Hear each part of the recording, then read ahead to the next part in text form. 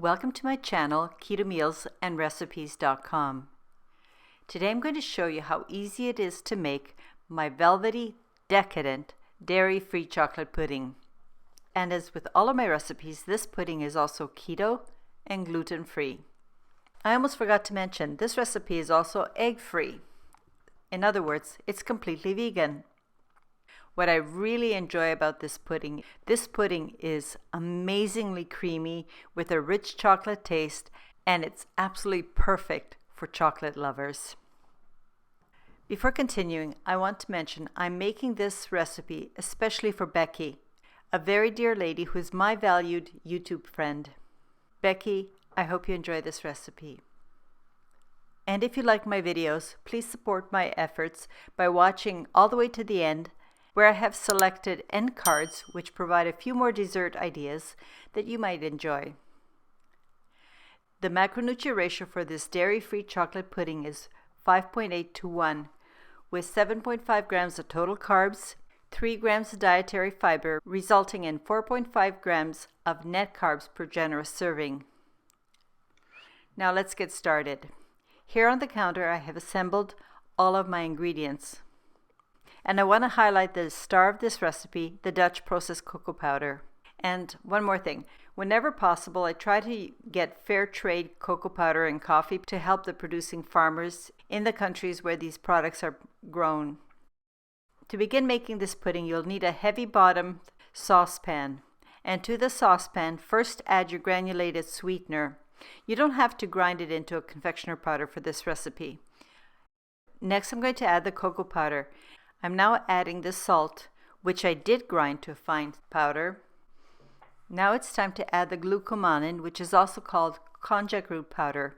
This ingredient is used to thicken the pudding in the same way that tapioca or cornstarch would, but it is gluten-free.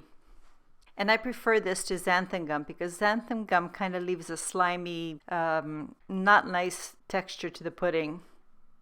After you've added all the dry ingredients, whisk them together to combine into a nice homogeneous mixture. At which point, simply give the can of coconut cream a really good shake and pour everything into the pot. Then use a whisk to combine everything and keep stirring until it's a nice homogeneous liquid mixture.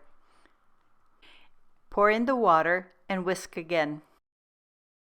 Place your saucepan onto your stovetop, which you've set the heat to medium-low. Keep cooking and bring to a light boil. If it begins to boil too vigorously, reduce your heat a little. Also, as you cook, you must whisk continuously, and you do that so that the pudding does not scorch the bottom of the pan. All that's left to do is to continue cooking for 4 to 5 minutes until you start noticing that the mixture has thickened. And if you want to test to see if your pudding is thick enough, dip a spoon in and run your finger on the back side of the spoon. If it stays separated and you see a clean streak, it's thick enough. Even though it's thickened, you'll notice that the pudding is quite runny at this point. Not to worry, it's supposed to be this way. This pudding will thicken as it cools, but do remove the pot from the element.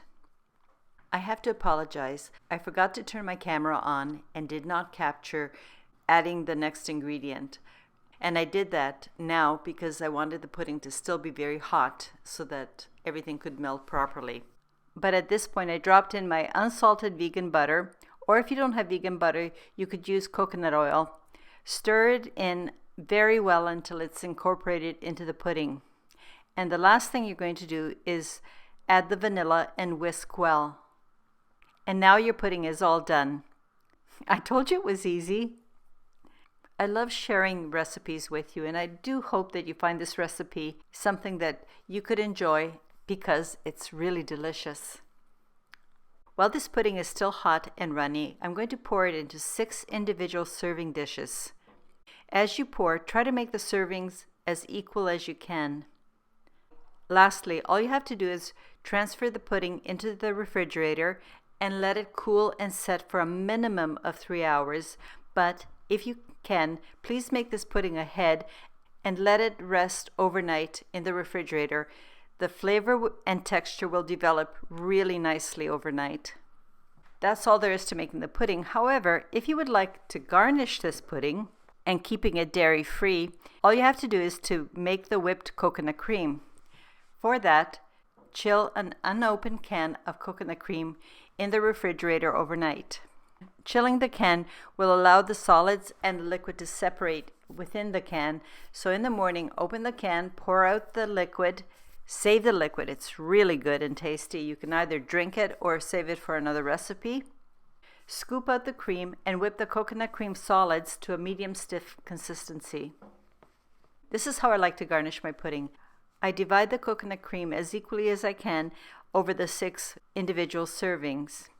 And you can serve it plain like this, or if you have made my keto Oreo cookies, if you want to be really fancy and have some of the cookie crumbs left over and frozen, get a tablespoon of that and sprinkle it over the cream.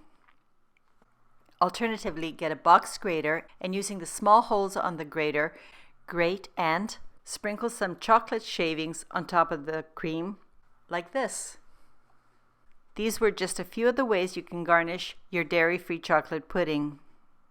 And now I'm going to dig in and enjoy this wonderful treat. I'd like to thank you for taking the time to watch my video. I truly appreciate your support. Please come back when I post my next video. Until then, have a very happy and healthy day. Cheers!